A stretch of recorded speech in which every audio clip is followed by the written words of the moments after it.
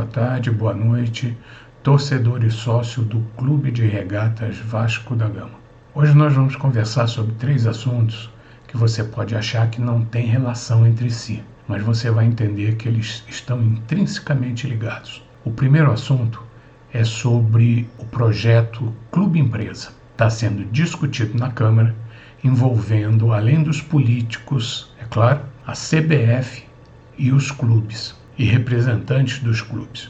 Nós vamos dar ciência para que você, se quiser, procure informações mais profundas. Outro assunto que nós vamos conversar é sobre a venda, possível venda, nosso ex-atleta promissor Matheus Vital, que joga hoje no Corinthians e que foi vendido a preço de banana ao desligar as luzes, da administração anterior. Nós vamos conversar também sobre uma pesquisa encomendada pela Folha de São Paulo sobre as torcidas no Brasil. Então nós vamos conversar sobre esses 3 assuntos após a nossa vinheta. Até já!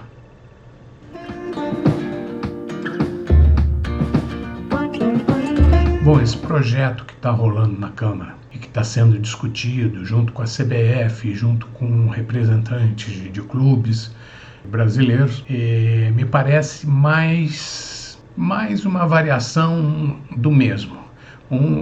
É um projeto que, na realidade, visa atualizar leis já existentes, anteriormente a Lei Zico, a Lei Pelé e, ultimamente, a Lei do Profut. Então, na realidade, me parece mais o mesmo do mesmo, que visa simplesmente tentar livrar os clubes das suas dívidas. É um calote, vamos dizer assim, no bom sentido, para a gente não ser condenado de estar insinuando alguma coisa, mas digamos assim, um calote no bom sentido, com dinheiro do contribuinte. Assim como a Lei Zico, a Lei Pelé e o Profut vieram para tentar resolver um problema crônico dos clubes, que é a má administração da maioria dos clubes, e que depois ficam empurrando para frente, deixando seus problemas para as próximas administrações, para as próximas, e as coisas vão enrolando até que o governo interfere com uma proposta salvadora. Mas existe um outro projeto, que é um projeto de lei, o 5082, que fala com mais propriedade sobre a transformação dos clubes em clube-empresa.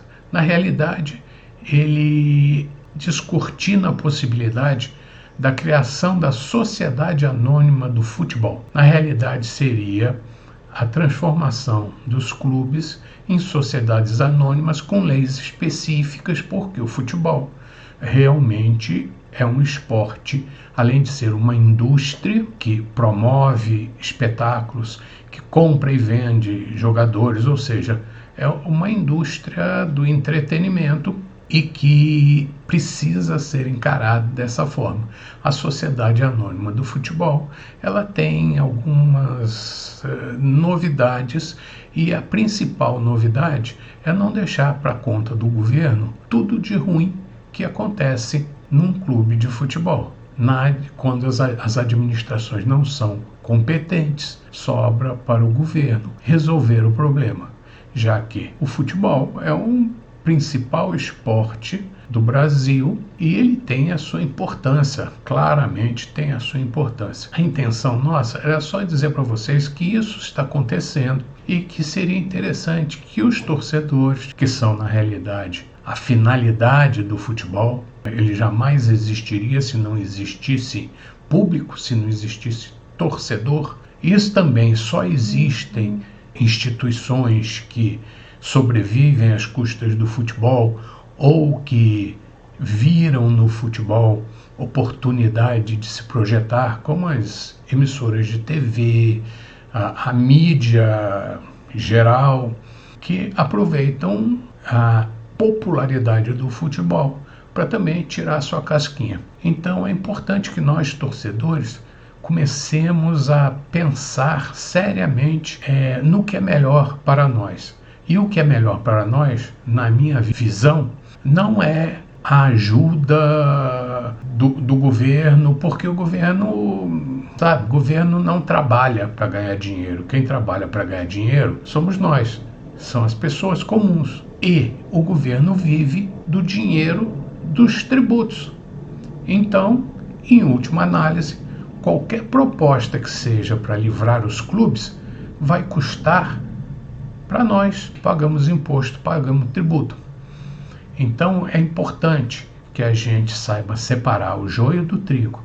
E eu acho que a proposta do Projeto de Lei 5082 é bem mais direcionado para aquilo o que a população ultimamente tem esperado. Nós estamos cansados de pagar a conta, cansado às vezes de pagar as contas de quem a gente nem sabe para onde que o dinheiro vai. Quer dizer, a gente paga a conta sem saber para onde o dinheiro vai. É só ver aí alguns escândalos, né? E ultimamente até no próprio futebol. Essa discussão ou essa briga, vamos dizer assim, entre aspas, da Caixa Econômica Federal com o Corinthians, a Arena do Corinthians. Eles financiaram e agora o Corinthians não tem como pagar, e aí a Caixa Econômica, porque agora está com uma proposta de não ajudar gratuitamente instituições por baixo, vamos dizer assim, por baixo do pano, a Caixa Econômica está querendo cobrar a dívida. E como o Corinthians não tem como pagar, então a Caixa Econômica colocou o Corinthians no Serasa. É triste, mas é a nossa realidade. Bom, já que a gente está falando de Corinthians, então agora nós vamos falar sobre a proposta, a pretensa, a possível venda do Matheus Vital, nossa cria da casa, da base, para a Roma da Itália. Matheus Vital foi vendido para o Corinthians em janeiro, ao apagar das luzes, por 8 milhões de reais, e agora, segundo uma nota do jornalista Jorge Nicola, do canal do Nicola, que está quase certa a venda para janeiro do ano que vem, no fim da temporada brasileira, para a Roma do Matheus Vital. A venda seria de 13 milhões de euros. Isso equivaleria hoje aproximadamente a 52,5 milhões de reais. Desses 58,5 milhões, 65%, segundo Jorge Nicola, ficariam com o Corinthians. Isso dariam 38 milhões de reais. 20% para empresário Carlos Leite, sempre ele, Carlos Leite, que ficaria então com 11,6 milhões, porque, segundo informações de dentro do Corinthians, na compra o Corinthians não tinha os 8 milhões para pagar ao Vasco. E aí recorreu, como sempre, ao Carlos Leite, que já tinha uma penetração junto ao Vasco, que emprestou um dinheiro para o Corinthians. E por isso ele teria direito, então, a 20% desse valor, que dariam 11,6 milhões. E o Vasco, como clube formador do atleta, teria direito a 15%, 8,8 milhões. Então vamos totalizar essa compra aí. Corinthians, 38 milhões. Carlos Leite, 11,6 milhões. Vasco da Gama, 8,8 milhões. Isso tudo totaliza aproximadamente os 58,5 milhões da transação. Bom, agora vamos ver o que caberia ao Vasco. Caberia ao Vasco agora 8,8 milhões de reais. Como o Vasco vendeu para o Corinthians o jogador por 8 milhões, ele estaria recebendo ou estaria ganhando com a venda e a revenda do jogador Matheus Vital 16,8 milhões. Então isso é o que finalmente o Vasco receberia no final desse tempo todo. Tá, tudo bem. Por quanto o Corinthians está vendendo? 58,5 milhões. Ele teve um desempenho razoável no Corinthians. No começo ele não foi titular absoluto, mas a gente sabe que jogador da base demora algum tempo, ele precisa amadurecer. E o Corinthians apostou nisso. E ele começou a entrar nos jogos, começou a se firmar e acabou se transformando em titular do Corinthians. E isso lhe deu uma projeção. E por isso o Corinthians agora, que precisa de dinheiro, vocês viram que eu já falei antes em relação à Arena Corinthians e à Caixa Econômica, está precisando de dinheiro e consegue vender o jogador por 58,5 milhões. Se bem que eles só vão ficar com 38 milhões. Mas tudo bem, eles antes precisaram da ajuda do Carlos Leite e o Carlos Leite agora quer receber. Tudo bem, e que nessa venda eles sabiam muito bem que o jogador tinha sido formado no Vasco e que qualquer venda posterior renderia algum dinheiro para o Vasco. Só que o Vasco vai receber 16,8 milhões no total depois de algum tempo, quando o Corinthians está vendendo por 58,5 milhões. Ora, que o Vasco tivesse feito um acerto com o Carlos Leite, ou que tivesse devendo ao Carlos Leite, ou alguém tivesse devendo a alguém, mas o Corinthians já está recebendo 38 milhões em cima de um jogador que custou 8 milhões, ou seja, na realidade, o Corinthians está recebendo 30 milhões de reais. E o Vasco vai receber 16,8. Na pior das hipóteses, o Vasco receberia o dobro.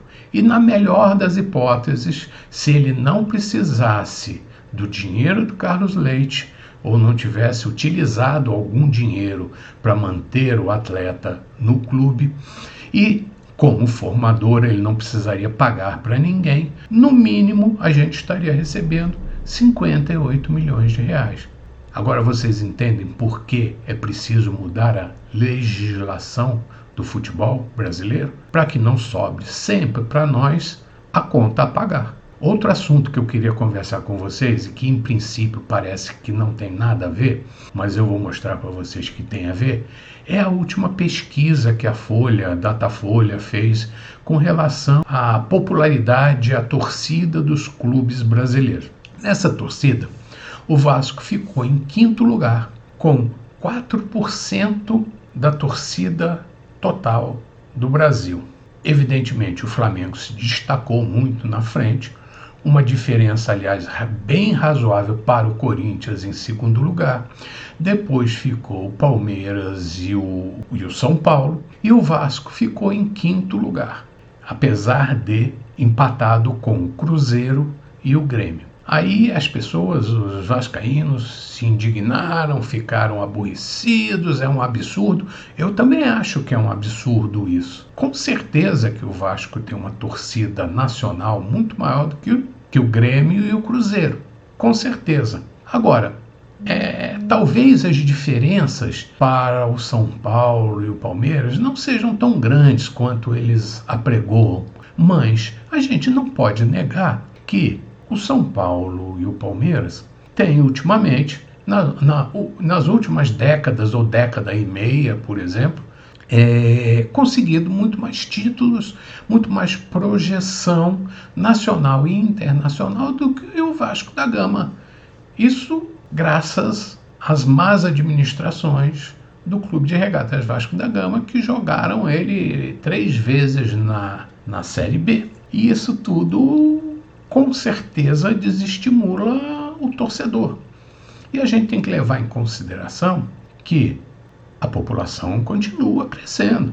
As pessoas nascem e crescem e começam a pensar em futebol, começam a pensar em lazer. O brasileiro hoje, mais jovem, ele já não tem tanto assim envolvimento com o esporte. Ele tem outros pensamentos.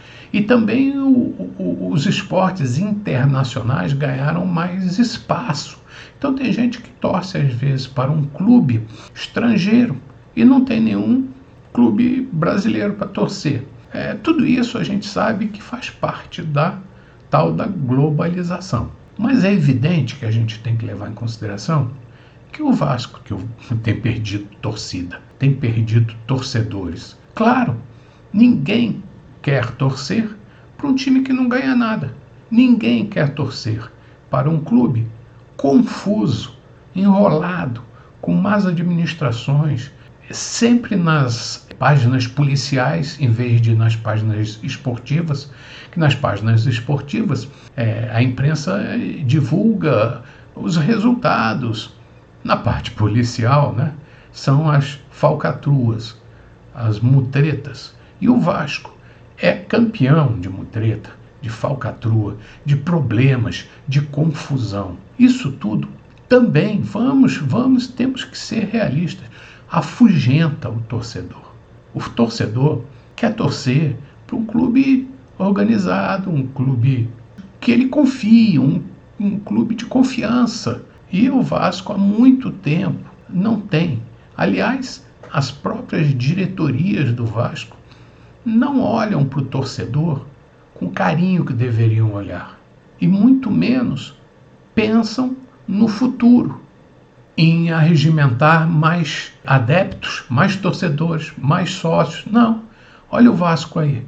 O Vasco, para conseguir mais mil e não sei quantos sócios, está tudo aí pendurado, porque tudo não, mas vamos dizer assim, a metade pendurada aí, porque o presidente ainda não analisou. Imagina se a gente tivesse aí 50 mil pretendentes a sócio, 40 mil. É um absurdo, né? É uma falta de consideração. Por isso é que eu digo para vocês que esses três assuntos, tanto o projeto que visa remendar o Profut, que já remendou a Lei Pelé, que já remendou a Lei Zico, e o projeto de Lei 5082, que, no meu entendimento, é um pouco mais sério, tem a ver, sim, com a situação atual do futebol, dos clubes e, principalmente, do meu clube do coração, o Vasco da Gama. Então, vocês viram que isso, mais essa venda de atleta mal explicado, tudo isso, na realidade, faz parte de uma caixinha de Pandora, de problemas que são empurrados para baixo do pano e que nunca são discutidos, nunca são decididos de uma vez só. Então é por isso que eu queria mostrar para vocês que esses três assuntos dizem respeito, sim, a nós torcedores, a nós contribuintes, a nós sócios, torcedores e contribuintes do Clube de Regatas Vasco da Gama. Gente, futuramente nós vamos conversar sobre outros assuntos que eu quero conversar com vocês depois sobre a tabela do Campeonato Brasileiro e a situação do Clube de Regatas Vasco da Gama, quantidade de pontos, o que pode vir a acontecer e o que está acontecendo.